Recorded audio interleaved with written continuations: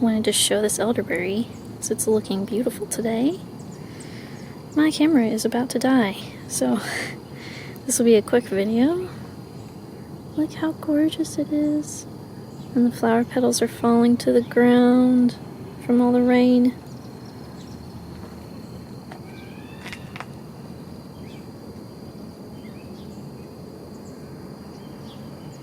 So pretty.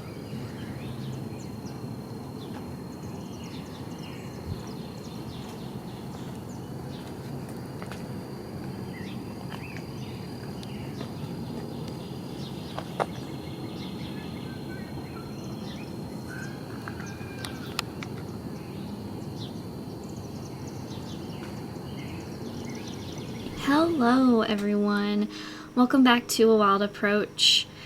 In today's video, you're probably watching this sometime in June, but this actual footage is from May. So this is actually a May garden tour, but I have been filming and editing and uploading ahead of schedule because I have quite a bit of things coming up in June that I need to do, so I needed to film ahead. So I hope you guys don't mind, but this is actually what was going on in May. Between the dates of maybe May 10th to like May 19th, something like that. So we've got, you just saw the orange butterfly weed, which monarchs can lay their eggs on. And now you are seeing phlox and mountain mint. And you're seeing the raised bed, which has a lot of dormant stems in it that I've left up. And this is the bed that the song sparrows nested in this year. And they have since fledged. And I've got bergamot and common milkweed. And then this little fly guy was just so cute. I had to show him. Like, look at him. Isn't he adorable? Ever since we added the pond, we've been seeing some different things showing up that don't normally show up, and we've even had other birds show up that we hadn't seen before, so that's pretty cool. And right here is a Venus's looking glass, which my friend Regina gave me.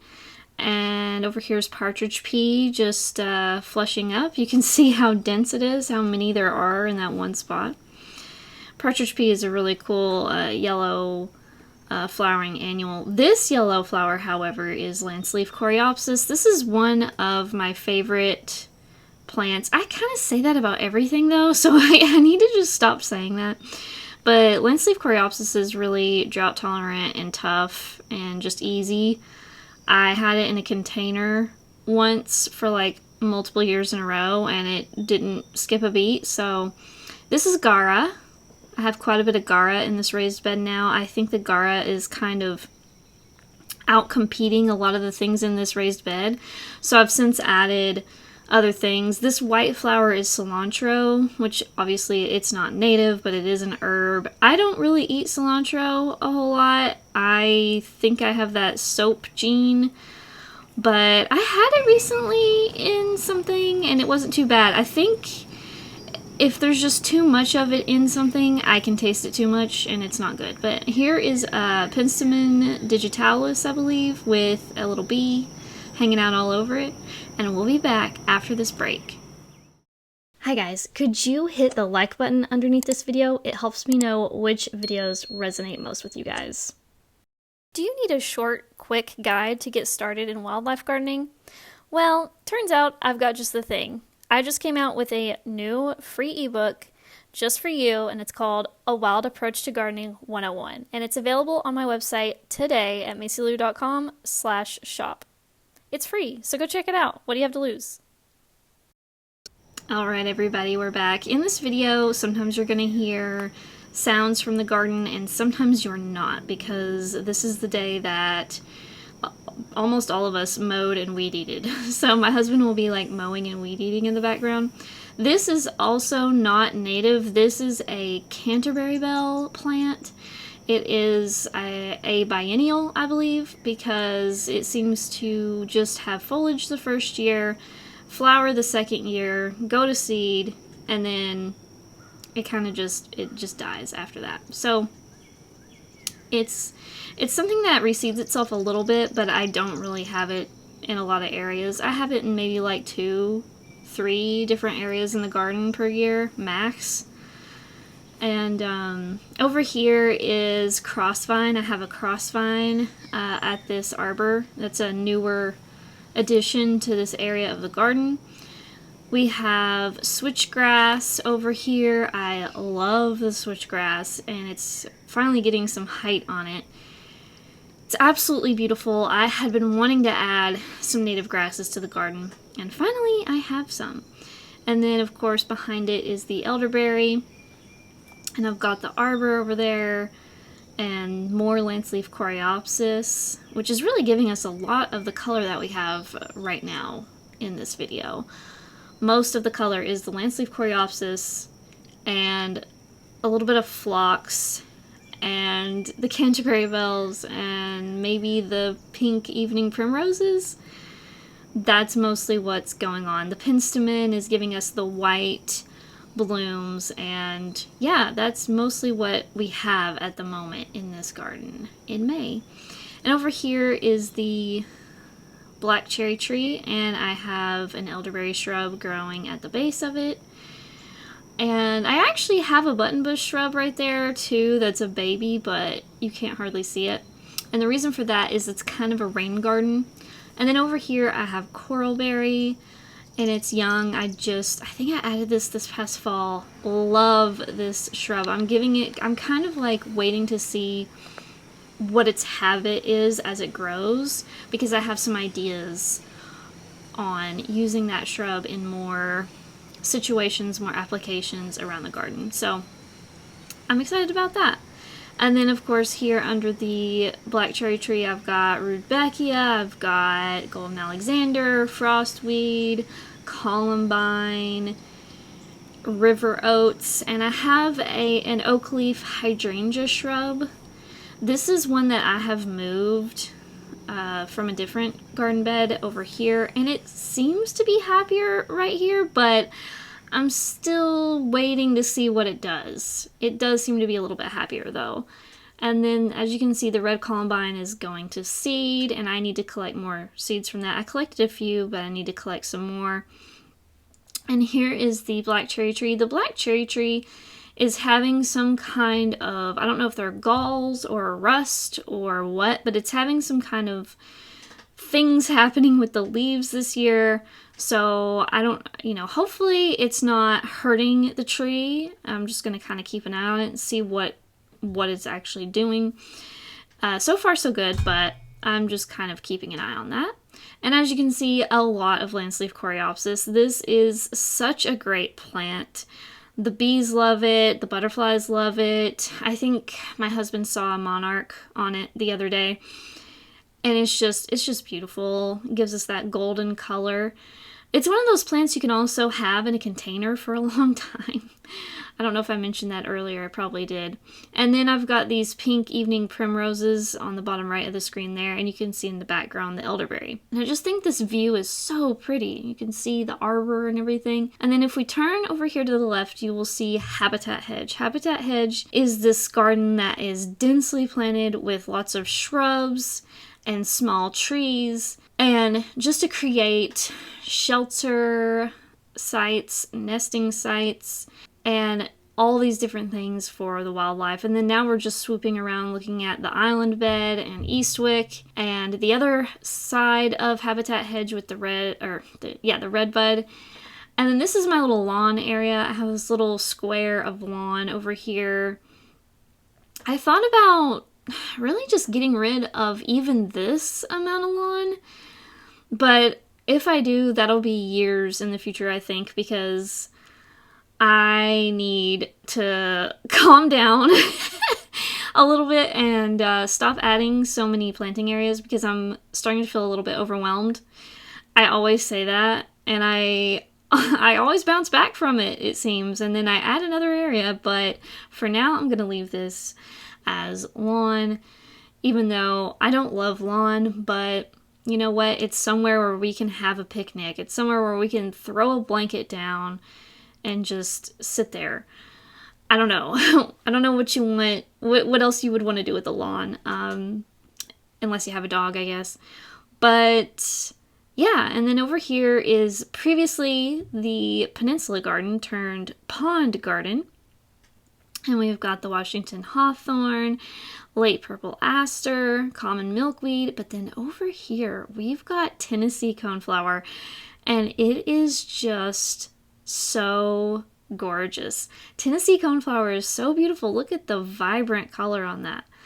And I'm having to like rescue it from the asters because there's a bunch of asters popping up in it.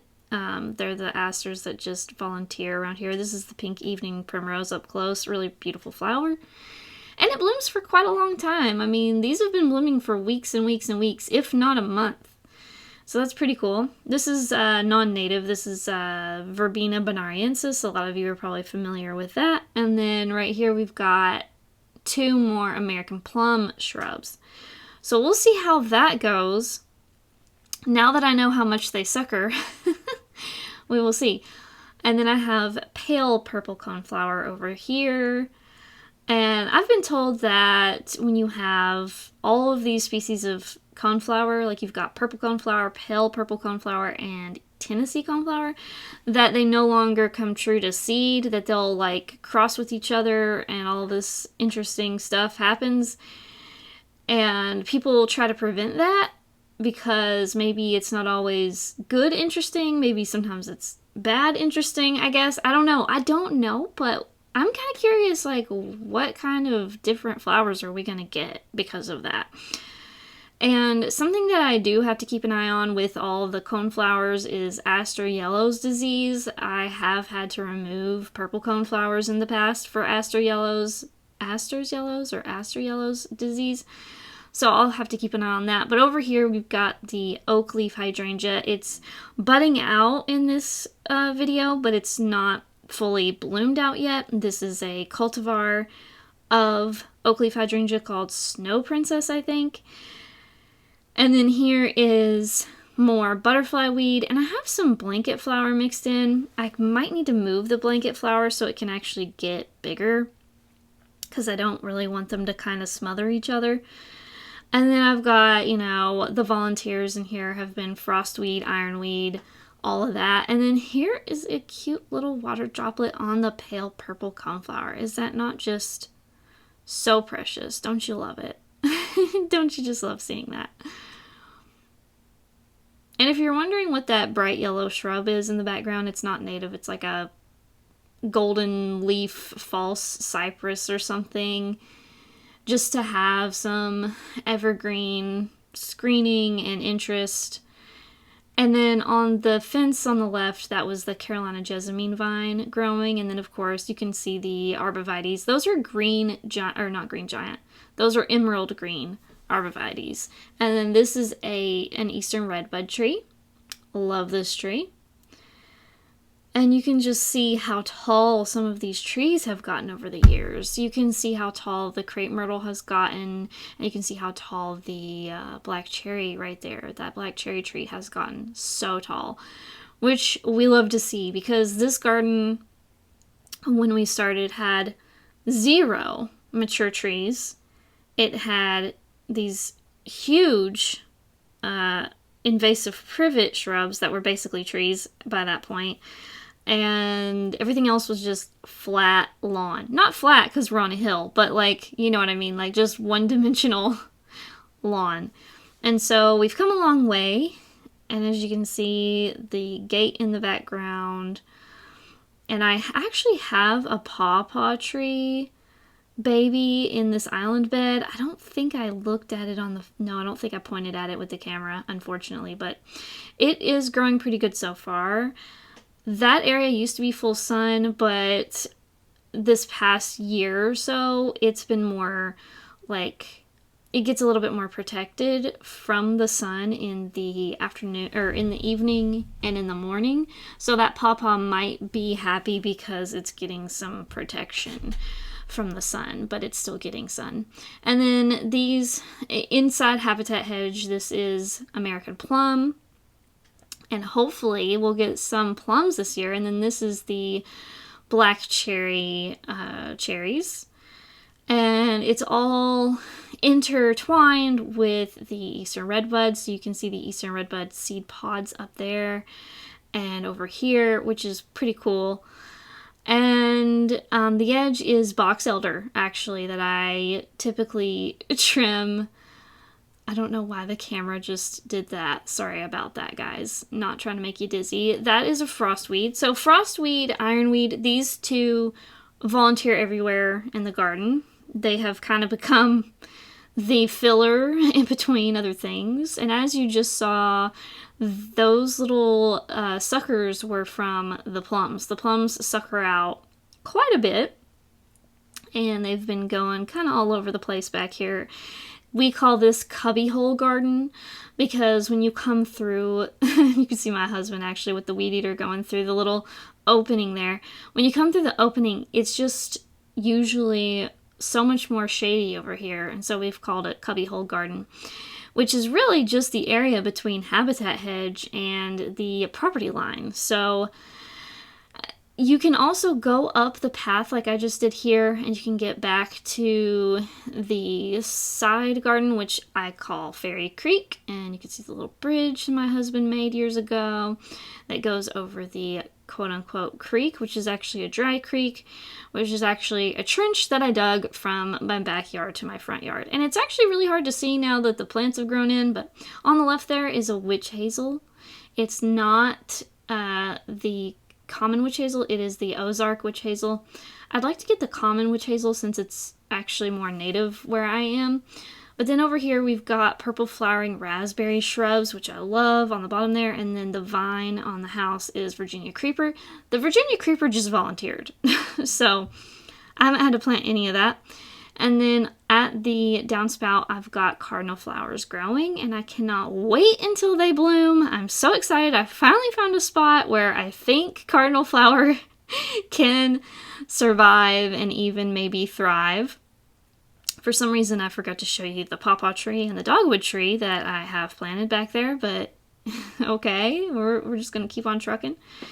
This is a spice bush, and then this is another American plum, and as you can see, since this is a shadier garden, that plum is not as full and lush as the front yard ones. And then this is a Tilia trifoliata, aka hop tree. This is the host for the giant swallowtail butterfly, and I have 2 of these. Love these trees. The roots, when I was planting them, the roots smelled so good. It was insane. I was like, okay, do I really want to plant this, or do I just want to keep sniffing these roots? I have never had a plant in my life that the roots smelled so good on. So that was really surprising. And then over here is a tree stump that my neighbor gave me, and it grows a lot of fungi on it. And here's another hop tree, Tilia trifoliata. And then here is a pawpaw sapling. I have planted several pawpaw saplings from seed around the garden, and then I've planted a couple from potted plants.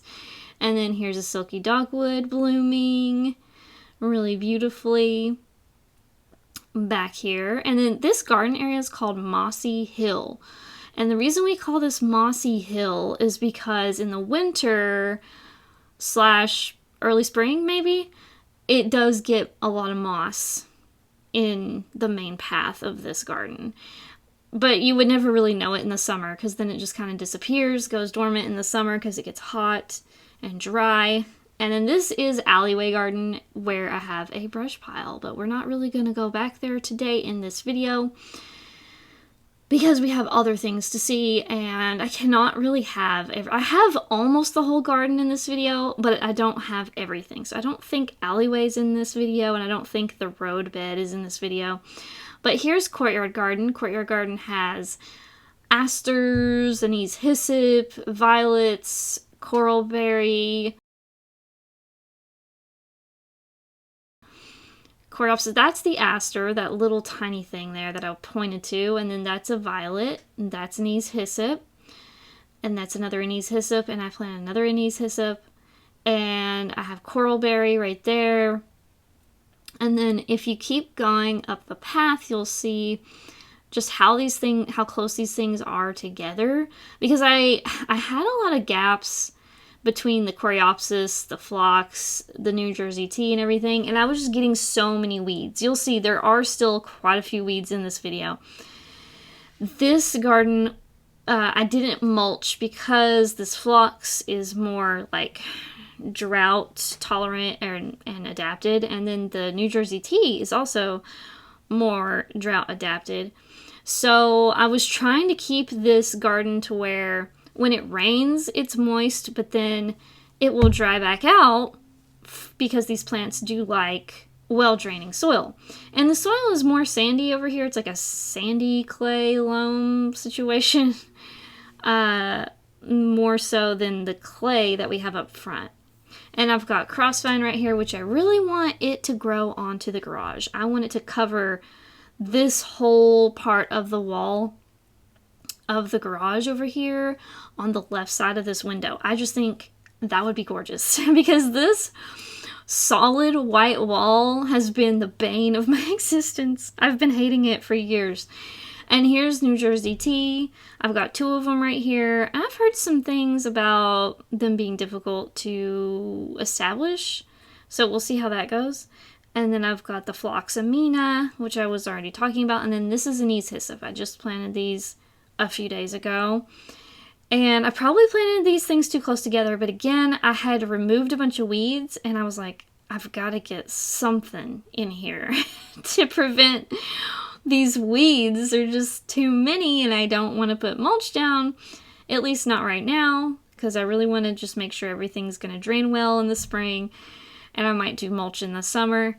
And then here is large flower, fame flower. To the left of the bench is a spice bush. And if you look down under the bench, you will see the remnants of green and gold and the partridge berry plants.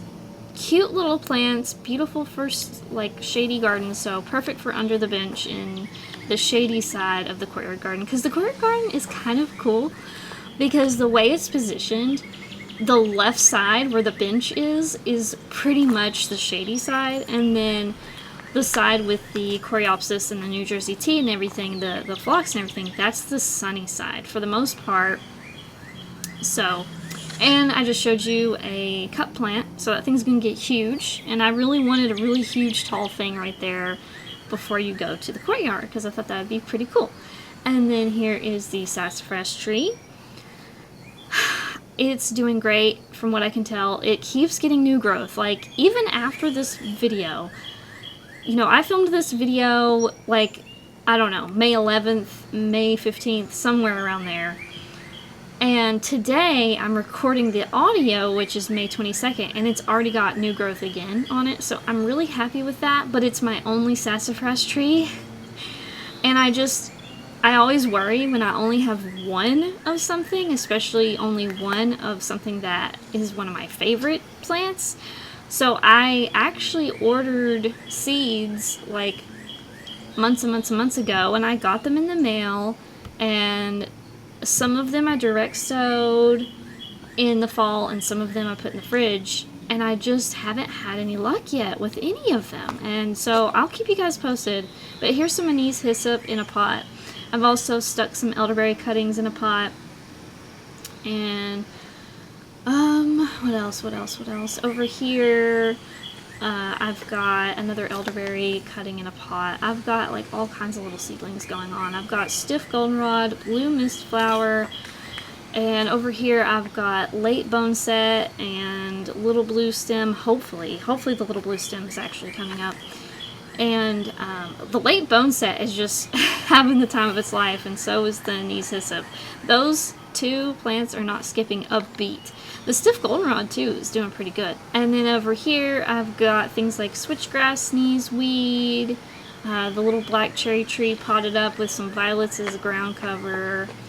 I've got silky dogwoods up there on the wall garden. I've got late purple aster up there, late evening primrose, pink evening primrose, bergamot, gray-headed coneflower, phlox. I've got so many things up in that garden. And then over here I've got blue star. And I have some plants back in here in Fern Gully. I can't remember if I showed you guys what Fern Gully looked like in April. Let me know in the comments. Did I give you guys a tour of Fern Gully in April or not? I can't remember. But that's what I call this garden that's right behind our house, behind our kitchen. You know, we've got strawberries growing here. We've got wild geranium, we've got foam flower, we've got Christmas fern, we've got stiff goldenrod, we've got wild ginger, we've got little brown jugs. Look at that Christmas fern. It looks so good in this footage. Oh my gosh, I actually forgot how good it looked that day.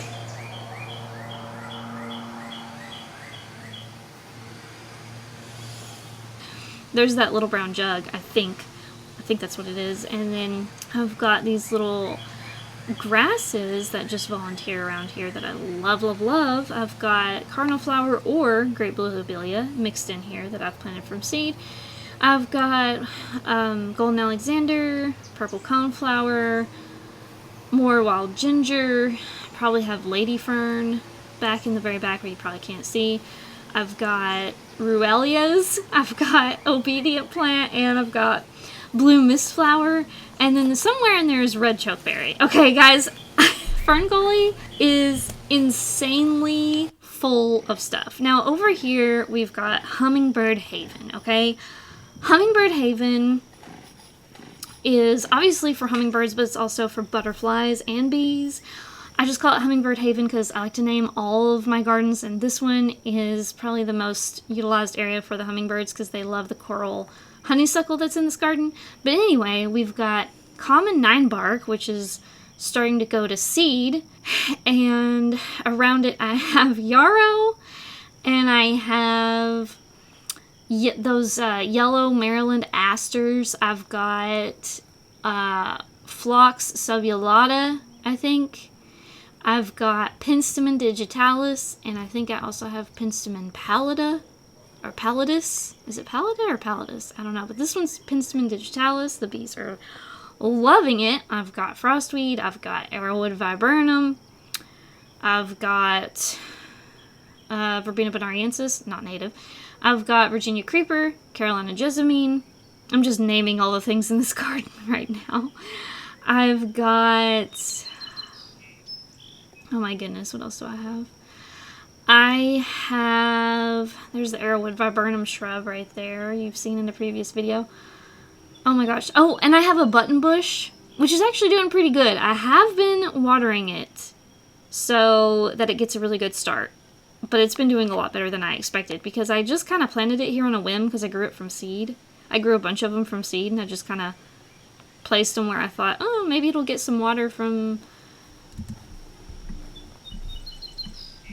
the gutters here. Maybe it'll get some water down the hill from this and from that, and the grain garden and the downspouts and the, you know, so we'll see. But here's a little skink just chilling, just chilling in the garden.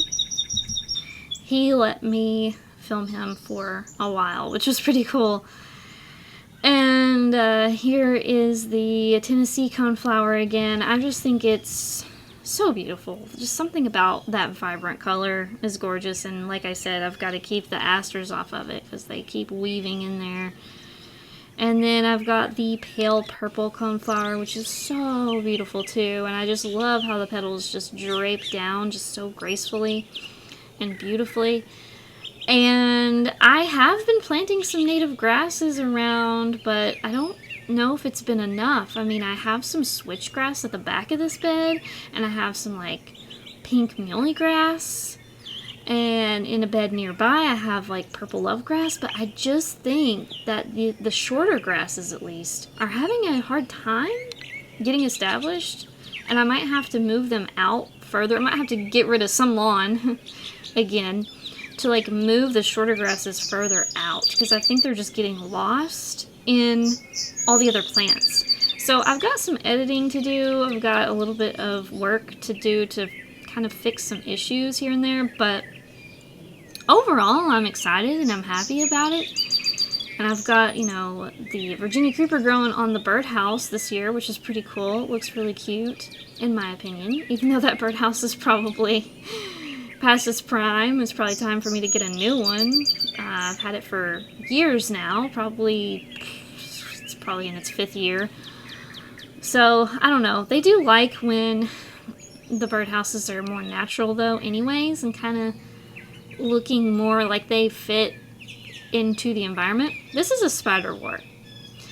I don't actually know which spiderwort we're looking at right now, but I have 2 different spiderworts. I have Virginia spiderwort and I have Ohio spiderwort. So anyway, this is Penstemon digitalis. The bees were having a field day, so I had to capture that on video.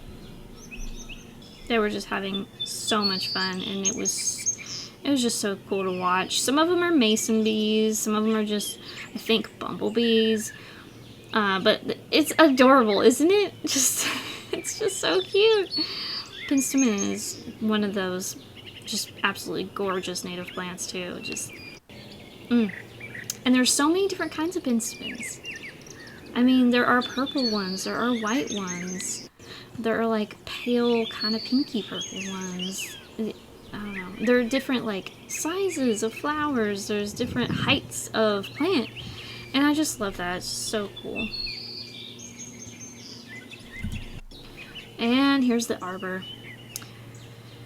With the American elderberry, the switchgrass, and the lens-leaf coreopsis. I just love that. Look at that. Those different textures, the different colors. I just love it so much. And then I'm doing a little sweep here so you can see this area points up to the gate. The pond is between us and the gate right there, up on that little berm. And then this is, I think, thimbleweed, tall thimbleweed, I think.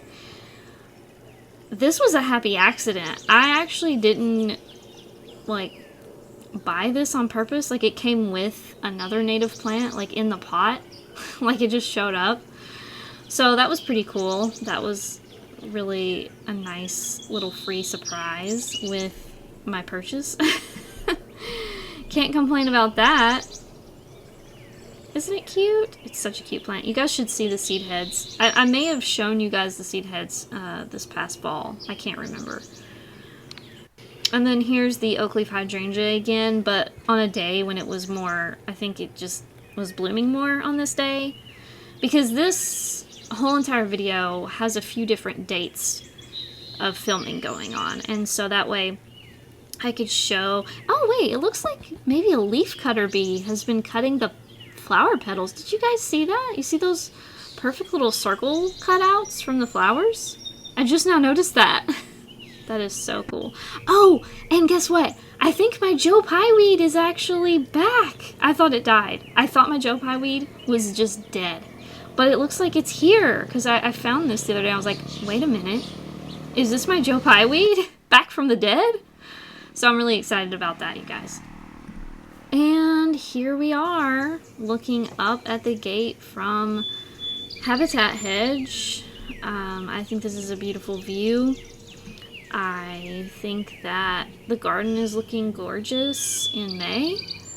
I am looking forward to June. June is usually my favorite time in the garden, but I don't know, May is starting to rival June a little bit, so we'll just have to see how this June pans out. I just cannot wait to see all the purple coneflower come up. Hopefully I don't have too many issues with that. I'm a little nervous because I've been seeing some signs of Astor's yellows, but I'm not really sure. So we'll see how it goes. And then over here we've got more elderberry mixed in with the American plums and the eastern red cedar and the red bud tree and the black cherry tree, and it's just this beautiful little woodland edge over here.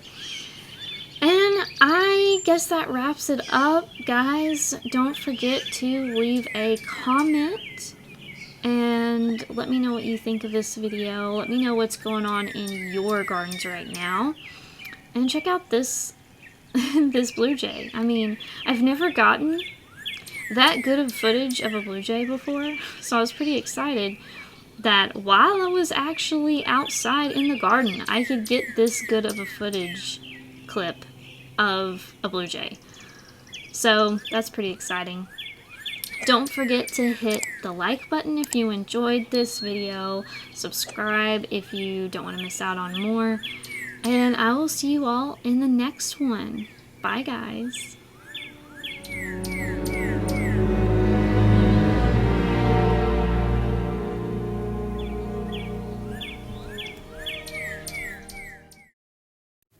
Hey guys, don't forget to follow me on Blue Sky and Instagram.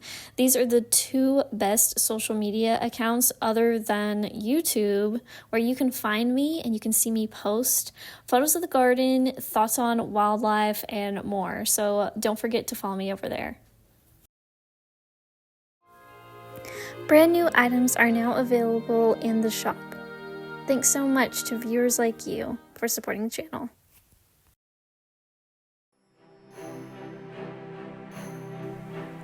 To support the channel, like the video, comment, and subscribe.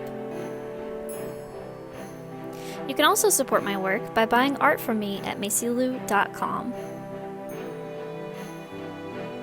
Thanks for watching!